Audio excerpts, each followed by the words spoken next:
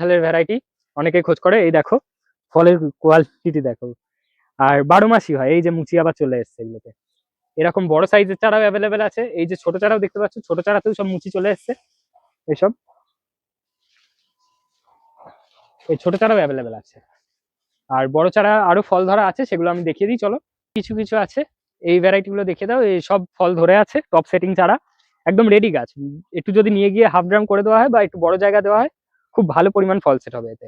আরো অনেক স্টক আছে, দেখতে পাচ্ছ এই সব বড় চারা রাখা রয়েছে, হিউজ কোয়ান্টিটিতে স্টক আছে। যদি কারোর লাগে, নিশা নার্সারি কন্ট্যাক্ট নাম্বার স্ক্রিনে দেওয়াই আছে, ওই কন্ট্যাক্ট নাম্বারে কন্ট্যাক্ট করে এই গাছগুলো সংগ্রহ করতে পারে। এইটি গাছ, এটা আমাদের মাটিতে লাগানো, দেখতে পাচ্ছ কি পরিমাণ ফলন হয়ে রয়েছে একদম গোড়ার থেকে। মাটি থেকে শুরু করে এই সব কাঁঠাল এসে, এর বিয়ারিং খুব ভালো আর ফ্রুট ড্রপিং একদমই কম হয়। এই ভ্যারাইটিটা ছাদ বাগানের জন্য খুব সফল একটা ভ্যারাইটি, চাষের জন্য মনে করলেও খুব সফল একটা ভ্যারাইটি, খুব ভালো ফলন আশা করা যায় এটার থেকে।